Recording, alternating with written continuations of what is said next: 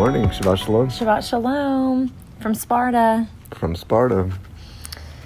Oh, it's so nice to wake up and it's sunny outside. It's warm. Mm-hmm. And there's no kids. Yeah, we got a... Just me and you, baby. Yeah, got a little getaway to, for the first time in a year, right? Oh, yes. Yeah. It was so needed. It was so needed for us just to spend time together and just to have uninterrupted conversation was nice. Yeah. Which is basically all we did, Mm-hmm. right?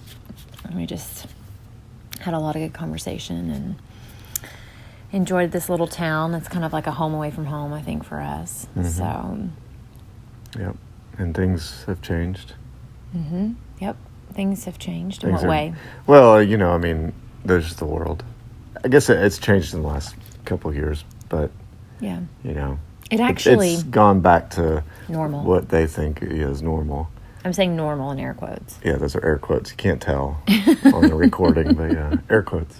Yeah. It's funny because the last time we were here, it was early April last year, and I remember seeing a sign at one of the little boutiques downtown Sparta that basically said that they were not allowing you to wear a face mask in their store. Remember that? It said you don't wear a face mask. This was during the time of the mask, and yes. It said don't wear a face mask unless it's Halloween or you're going to rob us. Yeah. That's basically what it said, which was great. I mean, we love that because we don't put muzzles on our face. No, and we don't put jabs in our arm.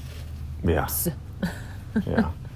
So, yeah, it was, I remember, I think I posted a picture from Sparta last year with, me pointing to that sign, and I loved it because there's very few businesses like that, and we were going into a restaurant. We did not give them our business, though, but a restaurant that literally had a sign outside that basically said, please don't come into this restaurant unless you're fully vaccinated, and if you aren't fully vaccinated, please wear a mask, basically out of courtesy to other people. Yeah. I'm like, I'm sorry. You want me to respect you. Anyways. Mm-hmm. We also ran into another restaurant that, there was, I kind of slow down when I start talking about things like this because I don't want to offend anyone. And that just shows how indoctrinated that even if you don't believe all this stuff, how you're being indoctrinated on a daily basis. Yeah. But we need to respect people's opinions and personal decisions. Yeah, which is it's a false teaching. It's a doctrine that we're being indoctrinated by, right? Yeah, exactly. Doctrine put inside of us by this world. And we know the only pure doctrine is the Torah, right? Well, I think we don't get away very often. We used to be, in our past lives when we first, met and were married, we would travel a lot. We would get away a lot. We would have, It's before Yah woke us up. Yeah, before Yah woke us up. And so I don't think things... it's not that things offend me. If they offend Yahuwah, then they offend me. Yeah. And so what we have found, even just getting out of town, is I think we're offended for Yah, and we just experience some, just the sins of this world and the things that are considered okay and acceptable in society. It highly offensive and completely breaks all of his commands and has to break his heart to see literal Sodom and Gomorrah in some of these places. And we don't have to go into the details of what we experienced, but it was just... Well, there was a bunch of lesbians and gays at this particular place. Yeah. And then we quickly realized that this place was going to host a drag show in a couple of days, and so we left. We left our food, everything, left. We were just like, we can't support this. I mean, we did before we realized where we were. We gave them some money, but we won't go back. Someone ate our food when we left. Someone sat down and ate it. Drank everything we had. I'm sure. It's I don't know. It's hard. Yeah, it is. Yeah, but see, what I was saying is, as I'm talking about that, I feel like, in my mind, like I'm just being like transparent. In my mind, I'm thinking, oh, maybe you shouldn't say lesbian or gay.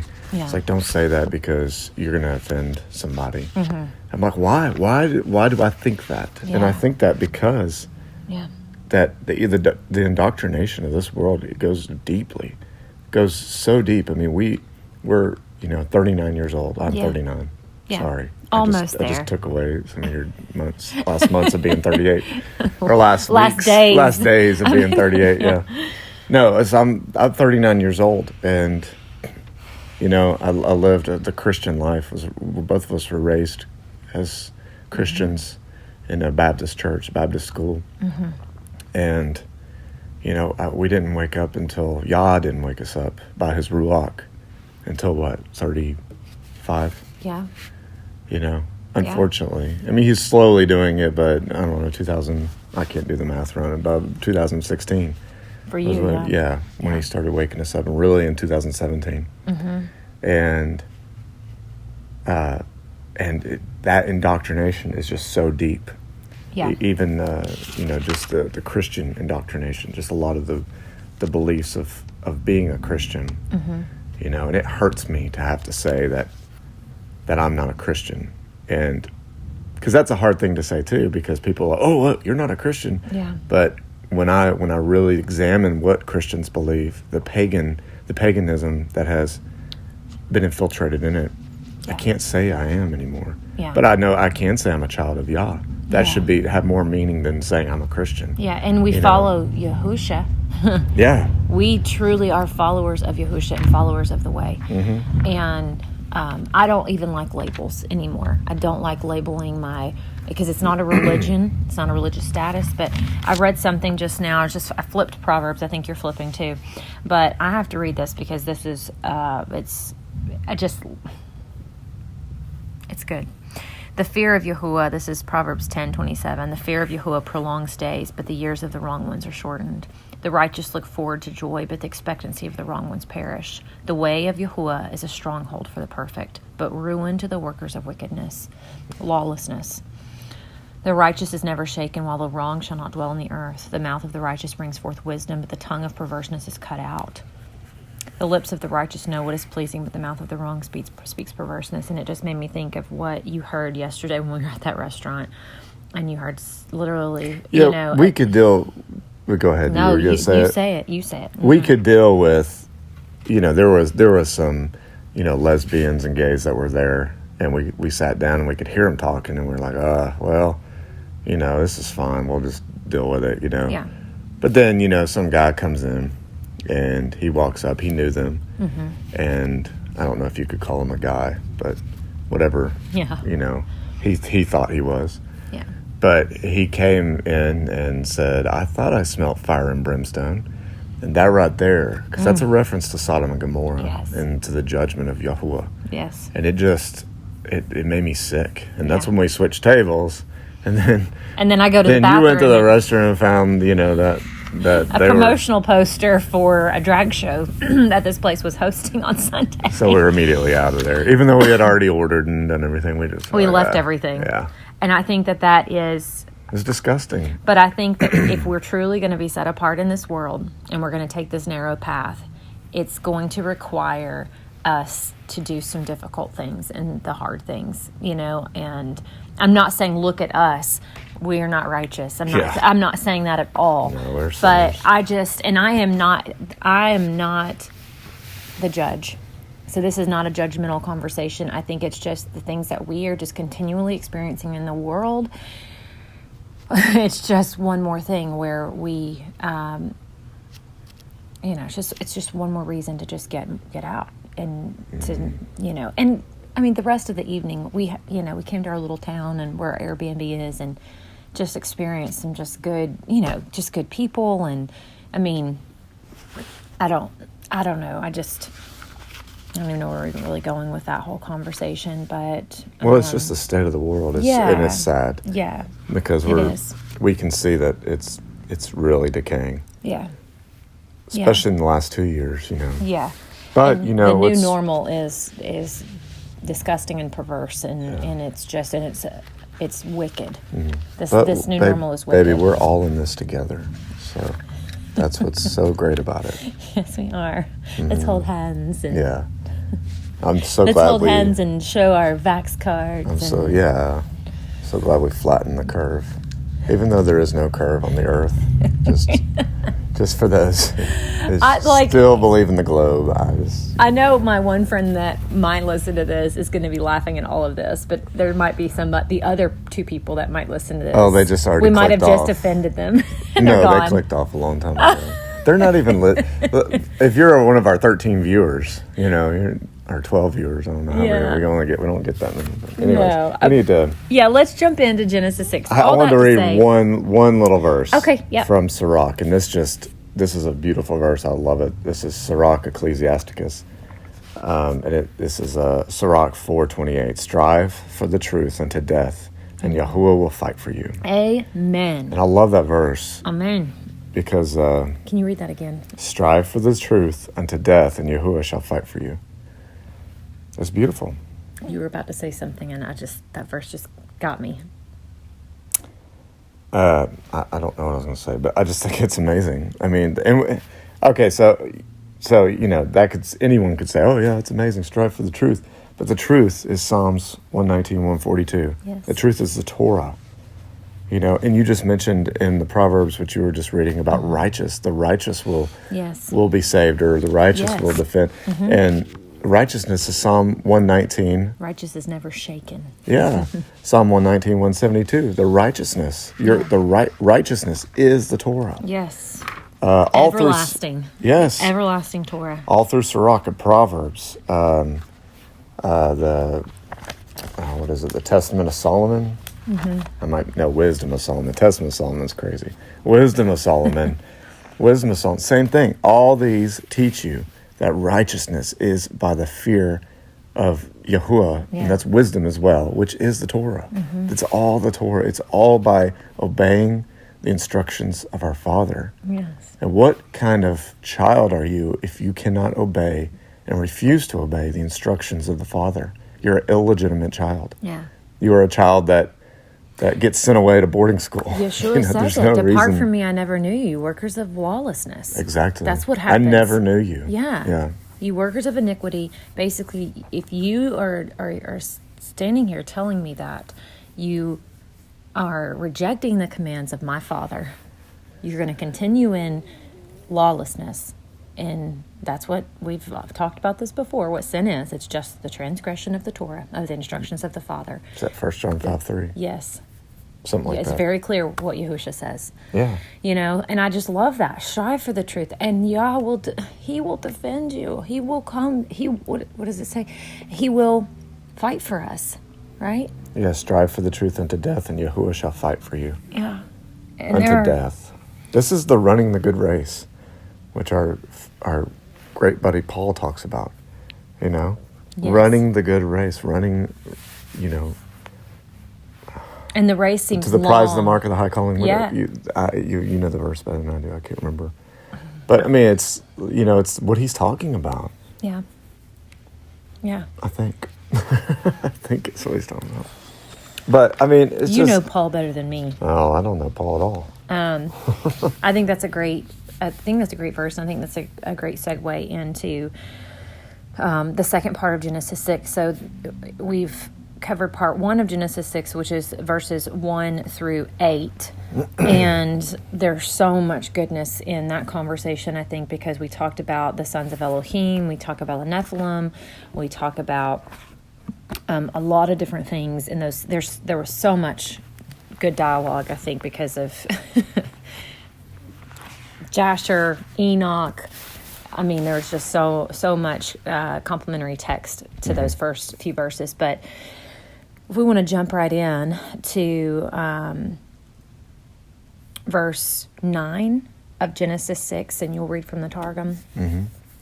And these are important to, I mean, we mentioned a lot of other books, and it's important to really get a grasp on Genesis 6 to read Enoch and Jubilees and Jasher and so many others. I mean, the Book of Adam and Eve, all these things lead up into that, and it's very important to read those because, you might just say, oh, that's just, a bunch of stuff. We don't need to read that. But, Yahuwah says, we will know the end from the beginning. And this is like to know what's going to happen on this earth, because we are in the end.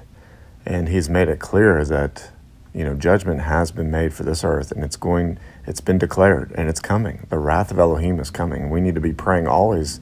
Luke 21, 28, 26, something like that is, we need to be praying that we're worthy to escape these things coming. Yes. And so we need to know and be vigilant and be on watch. Yes. Be a watchman and watchwoman to know what's coming. Yes. And when you know the judgment of the watchers is coming, like the judgment of watchers happened, but they were to be released in 49 generations? 4,900 years, 70 generations, sorry. Yeah. 70 generations, could be 4,900 years. And I think I mentioned it last time, but that's in the 1800s. So if the watchers come back, their final judgment is to happen, along with all those who follow them. Yeah. All those who follow Hasatan and all the watchers as they taught men how to do things. I truly believe this is the Industrial Revolution that has happened in the last 200 years. Yeah. And this world is marked for judgment. That's Enoch 93. And it tells you the week of judgment, the time when Yahuwah will come down and judge this earth. And I think we're entering that time. That verse that you mentioned in Luke is Luke 21:36. Watch then at all times and pray that you be counted worthy to escape all that is about to take place. 21:36. And to stand before the Son of Adam. Well, I just flipped to it because I was curious. To stand before the Son of what? To escape all that is about to take place and to stand before the Son of Adam. Oh, cool. Wow. But to that point, because I do think all of it, everything that we said in the beginning of this, you full circled it, really, because the wrath of Yah is coming. And right before this verse, it talks about the signs in the sun and the moon and the stars, and on the earth the anxiety of nations, and bewilderment at the roaring of the sea, and agitation, and men fainting from fear and the expectation of what is coming on the earth. For the powers of the heaven shall be shaken. That's from Haggai. And then they shall see the Son of Adam coming in a cloud, Daniel 7:13, with much power and much esteem. And when these matters begin to take place, look up and lift up your heads, because your redemption draws near. And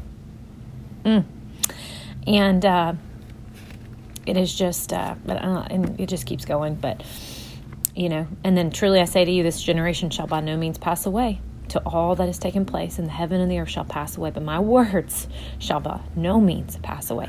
I don't know why that gets me emotional, but it does, because I know that we're not perfect. We're awful sinners, and so I pray that we're worthy to escape what's coming on this earth, because it is sad. Yeah. It is sad what Yah truly created for his good. The enemy has just he's been able to do this, I know, but he has destroyed everything good that Yah created. The institution of marriage, between man and wife, and, man and woman. I mean, we read, so much of what we're seeing in the world, we're seeing right here leading up to when Yah's just going to destroy it all. Because of everything that we're seeing right now in front of us, it was happening right before Noah's eyes. Yeah. And he was about to do something super crazy that nobody understood, and people called him crazy and thought he was weird. And he was just following the Father's instruction. Yeah. He loved Yah. Yah found favor with him, and he was able to escape the things that were coming upon this earth. Yeah. Anyways. You said it was weird. Yeah, people thought he was crazy, I'm sure. Yeah.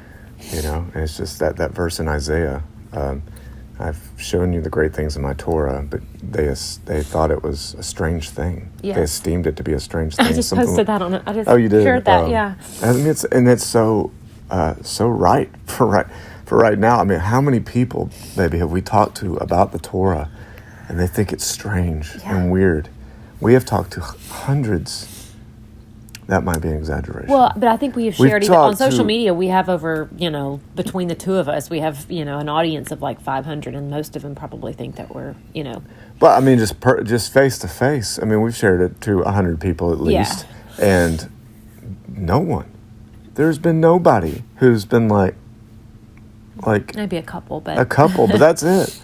And most of them are like, you're crazy, and they won't talk to us ever again. And by the way, why, we're talking about Genesis. Why does it always come back to Torah? Maybe someone's wondering. Yeah. Why in the world do y'all always talk about Torah and, the Father's instructions when you're reading Genesis? Come on, But this is what Isaiah says. He says, to the Torah and the testimony, if they speak not of these things, it is because there's no light in them. Proverbs 6:23? I think it's in Isaiah. Oh, no, not that verse. Oh, yeah, you said, that verse is in Mm. Isaiah, but then you said there's no light in them. And what is light? For the command is a lamp and the Torah a light. Yes. If you're not talking about the Torah, if it doesn't come, if you're not, Psalms 1, meditating it day and night, if you're not delighting in the Torah and meditating on it day and night, there is no light in you. Yeah. And I'm sorry to say that. I hate that. I'm not the one saying it, though. But even your prayer is an abomination. Even your prayer is an abomination. If you turn your ears from the Torah. I thought that was Isaiah. Oh, Isaiah. I have no idea. It's one of those. But this is what the Word of our Father says. Mm-hmm. So if we believe the Word, we have to take note and say, whoa, wait a second. I'm fighting the Torah. Maybe I don't have light in me. Yeah. And that's the truth. Yeah. These little old ladies that sit on the pew every single Sunday and have been doing it for 50 years live holy, set-apart lives, most of them. My grandparents, they don't necessarily believe in Torah, but they are holy and set apart. I've seen it in their lives. I've seen the fruit. Yeah. But you know what? There's people now that have been taught to fight against the Torah. Yes. They've been taught to fight against the instructions of Yah. Yes. By their pastors. And they fight us. Mm-hmm. They hate what we're talking about. I have people that hate me that I see every day. Yeah. And they hate me. Yep. They hate everything I believe. But they don't understand that they don't hate me. They hate the Father. Yeah. They hate the Father's ways. It's His ways.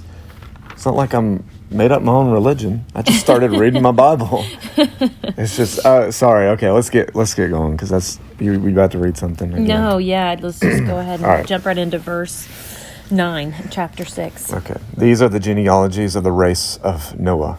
Noah was a just man, complete in good works in his generation. In the fear of Yahweh walked Noah. And Noah begat 3 sons, Shem, Ham, and Japheth. And the earth was corrupted through the inhabitants thereof, who had declined from the ways of righteousness before Yahweh. And the earth was filled with rapine. And this is the Jerusalem. And the earth was filled with violences and frauds. And Yahuwah beheld the earth, and lo, it was corrupt, for all flesh had every one corrupted his way upon the earth. Sounds like now. Yeah. And Yahuwah said to Noah, the end of all flesh cometh before me, because the earth is filled with rapine by their evil works. What does rapine mean? Violence. Okay, violence. By their evil works. And behold, I will destroy them with the earth. Wow. Make thee an ark of the wood of cedars. 150 cells shalt thou make to the ark in its left side, and 36 in its breadth, and 10 cabins in the midst, to lay up in them provision. Oh, 10 cabins. Okay. And 5 repositories on the right, and 5 on the left. And thou shalt protect it within and without without a pitch. But thou unto Pison, I guess that's the river, and take from thence a precious stone, and fix it in the ark to illuminate you, with the measure of a cubit or span. Almost. So is that going to be their light? I guess so, inside the ark. So there was a precious stone to illuminate fascinating. you. Now, what's the stone? There is a stone, which I kind of believe the moon is made out of, but that's another subject. Sorry. No. But there is a stone that lights up. It's a kind of stone. I can't remember what it's. Onyx or something? Yeah. Well, keep talking. I'm looking it up. Yeah, no, I think it's interesting that it's there's just more detail here, right? So it talks about these these just different cells that they were going to be repositories for, basically for food or for what have you. It was just it's just interesting. It's just more detail. So there's a stone called, I guess it's Uberlite, is a name for rocks that consist of sienite-rich fluorescent sodalite. Sodalite is an interesting word. It's mineral that fluorescent. It's just stones that can glow in the dark. Right. Which is pretty cool. I don't know how they do it, but Yah literally said, take the stone, put it in the ark, and let it give you light. Let it illuminate. From this specific river. Mm-hmm. I mean, look at that. Does that not look like the moon? Sorry, I know y'all can't see this, but look up Uberlite. Glowing rocks. And you read about the moon in Enoch, and it's light transferred to, it's a luminary that actually has light coming in it. It gives its own light. Like that could be the moon. Well, it is. I know. I'm being facetious. But it's just like, I mean, could you look up the river Pison and just see if there's anything interesting about that? Yeah, that's the 4 rivers that come from Eden, right? It's one of the 4 rivers that comes from Eden. Maybe not. I think it is. I'll look because we had this whole conversation about those 4 rivers a few weeks ago. By the way, the name of the first chapter. Pison. Yeah, Pison. Pison. Is it French? I don't know. But a river went out of Eden to water the garden, and from there it divided and became 4 heads. The name of the first is Pishon. It is the one surrounding the entire land of Havilah, where there is gold. Wow. So there is gold. So this is Genesis 2, verses 11 and 12 says, and the gold of that land is good. Bdellium is there, and the Shoham stone. So there's a lot of stones and gold in this river. That he was then told to go. That's in Genesis 1. Genesis 2. Genesis 2, wow. Mm-hmm. Yeah, so the Pishon or Pison. Yeah. Mm-hmm. That says Pison, right? Pison, I think, yeah. Pison, Tigris, Euphrates, and Gihon. So we just had to go back to Genesis 2 to see how they're, who knows what else. And if you really want your mind blown, you need to look at old maps before the 1600s that show 4 rivers coming out of the North Pole with a black mountain in the middle of it. There are tons of maps that show this. How did they know that? And there's palm trees up there. And they show palm trees and giants in Antarctica. Wow. We know very little right now. We have been so indoctrinated. Anyways. But that's why the city of the great king is in the sides, the extremities of the north. Mm-hmm. The North Pole. There you go. I know. This is. I'm so sorry. You better not apologize. I think that's amazing. Like, there's just. But what better way for the devil to hide it than to call it the North Pole and say Santa Claus lives there with his elves, when really it could be the city of the great king, with all his saints. I thought my dad was Santa Claus. He was for a little bit. I just found recently Satan Claus. Sorry. Just recently saw. I know that's not very nice. Not your dad. Your dad's a very good man. My mom and I walked down memory lane the other day, and she showed me pictures way back in the day of my dad dressed up as Santa before I was born, and he used to play Santa for my brother and my sister. So, anyways, he was a cute Santa. Satan Santa. Okay, keep going. All right, where was I? To illuminate you. Okay. Yeah. With the measure of a cubit or span shalt thou complete it above, and a door shalt thou set in the side of the ark, and with dwelling places inferior, second, and third, shalt thou make it. And behold, I bring a flood of waters upon the earth to swallow up all flesh, which hath in it the spirit of life from under the heavens. Whatever is upon the earth shall be swept away. Okay, so let me just pause there and read the verse in the scriptures. Verse 17 says, and see, I myself am bringing floodwaters on the earth to destroy all flesh, in which is the breath of life from under the heavens. All that is on the earth is to die. So yours actually says the breath of life from under the heavens. Wow. Mm-hmm. And I never caught that. I don't think I ever caught it either. I don't even know. The spirit of life from under the heavens. Wow. Yeah. That's interesting. I don't know what that means. Yeah. It's very cool, though. Yeah, it is. But I will establish my covenant with thee. Whoa, there's another covenant? Mm-hmm. But this has been done away with, right? Yes. Okay. But I'm being sarcastic. But I will establish my covenant with thee, and thou shalt go into the ark, thou and thy sons, and thy wife, and the wives of thy sons with thee. Let's talk about who that is. I don't have any notes on that. I don't remember all the wives. Naamah, but right? Well, that would be his wife. I know. Yeah. Well, that's what I'm just talking about. Because Yeah. we just recently learned where did we learn that? That Naamah. Well, it's in a lot of places, but the real thing is in writings of Abraham. Yes. And it speaks of Naamah. Naamah, right? Yeah, being the preserved seed of Cain, because she was of the seed of Cain, cursed, and basically destined all of her seed, destined to die in the flood. Mm-hmm. But she saw the wickedness of her fathers, and turned from it, and prayed, and basically went to follow the ways of Yah, and Yah had mercy on her, and preserved the seed of Cain, the seed of the serpent. He preserved it through the flood, which, man, I mean, if he hadn't, I guess the earth would still be pure. Mm-hmm. I don't know, but it's interesting. This is how you get giants after the flood. This is how you get still that Nephilim bloodline after the flood, which, unless there was a second incursion, of the watchers or of some watchers, I don't know, but it's kind of interesting. You get this all from the lineage of Ham. Yeah. You get the seed of Cain coming back through the flood when it shouldn't have. Yeah. But Yah is so merciful. He's so merciful that the watchers get to come out of the bottomless pit that they're chained up in. They come out and get to live again. He's so merciful that the devil gets locked up in the bottomless pit for the millennial reign, whenever you think that might have happened, or is going to happen. And he's so merciful that even the Hasatan gets let out, and then judged for a final time. Yeah. Man, and he's so merciful that Manasseh prayed and asked for forgiveness after he sawed Isaiah in half, and he was forgiven. He sawed Isaiah in half and was forgiven. Yeah. Yah is so merciful. Yeah.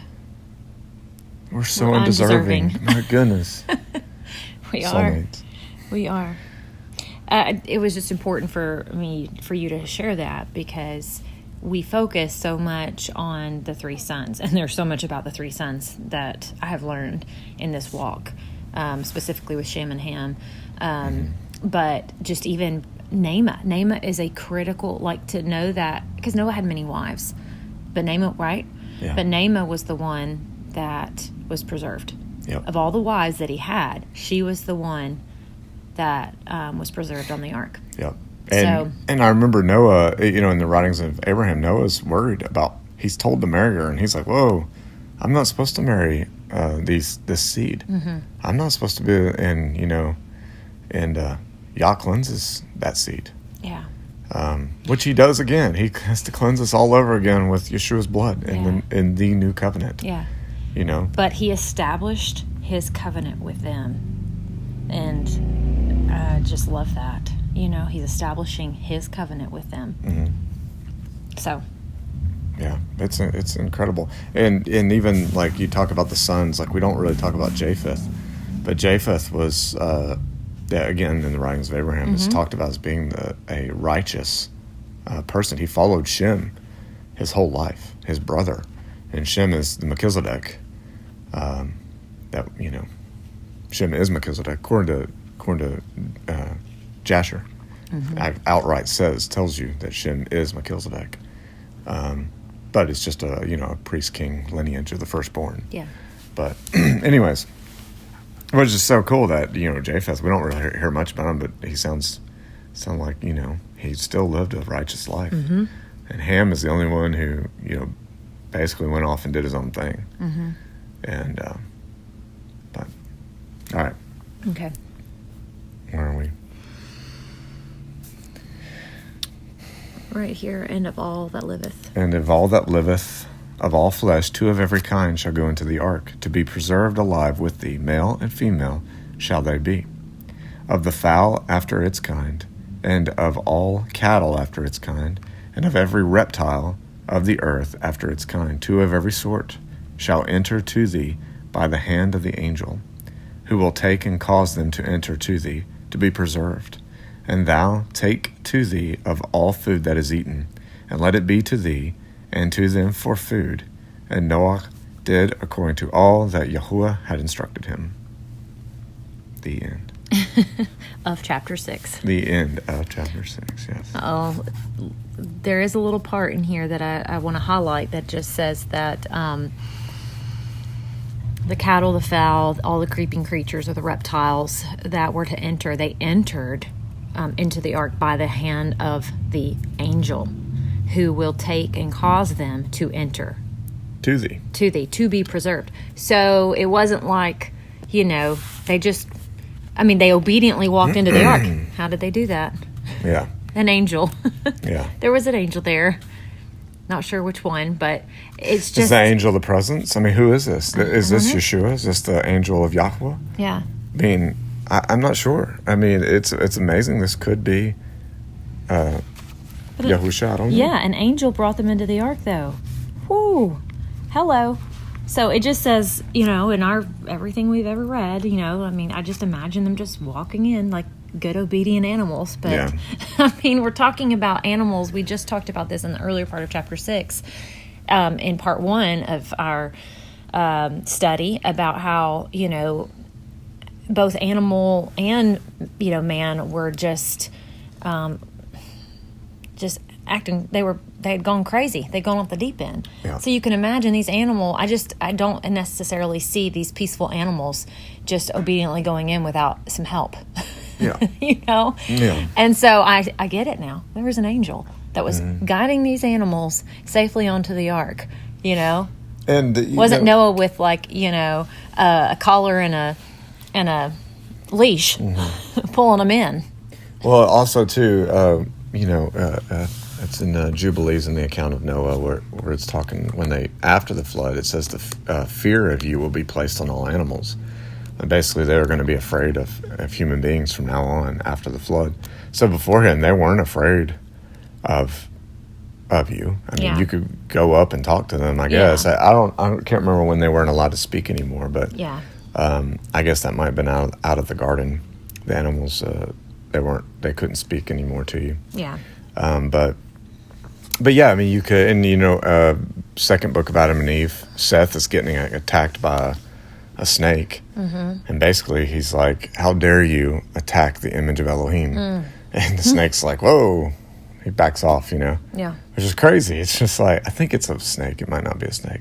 Something. I'm questioning whether or not. Yeah, but would you read in Jasher where it talks about the animals came up to him? It's all the animals who bowed before him were allowed to enter. Yes. And if they didn't bow before him, they couldn't enter the ark. And there were some that didn't. Yeah, you had lions fighting each other basically to enter in. And it was only the ones who bowed before Noah were allowed to go in, And basically, I guess, went into submission before him. Yeah. So that's interesting to kind of think about, like, what animals do not get to go, Is this where we get, all kinds of dinosaurs, if that's what they are? Yeah, they're extra large reptiles. Yeah, if they're reptile, who knows what they are? I don't know. But there's a lot of questions with that. But there's plenty of evidence of kinds of dinosaurs, species of dinosaurs living beyond the flood. Yeah. Even 10 years ago. Yeah. There's evidence of them still being here. So yeah. Man, it just all the things that keep popping up through this is like, it's the truth is stranger than fiction. We say that all the time because it truly is. Yeah. Like, we've been taught to not believe in any of this stuff. All this stuff happened long ago. It's like, no. It's still going on. It's still crazy. The world is crazy. Yeah. Something that I didn't read in here, because I brought it up earlier in our conversation about how, the people, those that were on the earth as he was building this. So I'm almost thinking, did I take this from a childhood story about the people on the earth that were mocking Noah? Because I didn't read it here. So, I had just mentioned that where, everyone around him thought he was crazy and everything, but I don't read that here. So where did I get it from? Where I think about these stories that I grew up. My goodness, how many times have I heard the story of Noah? Yeah. But there are just some certain parts of it that, are just, you got to know the 3 sons, Shem, Ham, and Japheth. You got to know that, he built this huge ark and People thought he was crazy, but then I'm like, man, I didn't read that in here. And so I'm sure that we have read that in some extra biblical text. Yeah. But because there's so much about Noah, we've learned so much about Noah through these other texts that it's almost a disservice to him to read just Genesis 6. There's just not as much meat here. Oh yeah, you need these extra biblical texts that it just adds to it so much. Mm-hmm. Our canon as we know it today it's the footnotes of everything that happened. Yeah. Which is great. I mean, it's nothing. I'm not taking anything from that, but my goodness, there's so much more to learn and to be able to add to this and to, we're not adding to Torah. I don't want it to sound like that because we're not to add or take away, but you're not adding to anything that, but it's things that they had back then. They had these books. They weren't being hid from them, They had these things written. They're not fiction. I mean, I was just reading the other day, I'm not really sure, Abraham wrote books. Mm-hmm. I can't remember. But I was just reading Which something. Which would make sense. Yeah, he wrote so many books, and you're like, oh my goodness, where are these books? Yeah. Like, why can't I have, I wish I had these, Yeah, this truly is, the Cliff Notes, if you will, of the lives of some of the most righteous men that Yah created that were used for some great things for Yah, and there's just not a lot. I mean, there's like I said, there's Cliff Notes about them, but Enoch, Jubilees, Jasher, Book of Adam and Eve, I know there's others, just give you the full picture. Mm-hmm. We say that I think every time we say that same thing, but it's true, and I won't stop saying it because just reading it, I hope I encourage one person to just read something. I mean, obviously, it's like what you said, build upon, like line upon line, precept upon precept, right? I mean, that's what Scripture does. And so it's like this has got to be your foundation, the Torah has to be your foundation for everything. Yeah. But I said this last night about Genesis specifically. And you said it, to know the end from the beginning. Is that how you said it? Not me. Yeah. I didn't say it. But the beginning is truly the most. I mean, it's the beginning for a reason, and it's how we'll know the end. It's how we will know the end, and what just to be right here in this part of Genesis, and we'll go into chapter 7 next week. But we've experienced something kind of like an anomaly, if you will, of. It just makes me think of the covenant that Yah made in the rainbow, right? That He put in the sky as a sign. And the rainbow there's so much. I mean, we've read a lot about that in Jubilees too, I think, right? Relative to Shavuot. But recently, twice in 1 week, we have seen a horizontal rainbow. And we could talk more about this next week. Yeah, right over our property. Right over to the south of our property. Very interesting. And it's just fascinating. I've never seen a horizontal rainbow ever in my life, and then to see two within like less than a week's time. We've just been praying for discernment about what the significance of that is, and what that means, because we're approaching our period of Passover and studying out the full moon, new moon, and so it's just you see something like that in the sky. That's an anomaly. You don't normally see a horizontal rainbow. So what does it mean? Question mark ... But it's interesting that we're in Genesis. We're literally about to see the whole destruction of the world, and Yah gives us this beautiful sign, right? Yeah. And we're literally seeing these signs in the heavens right now in a different way. So what does that mean? Anyways.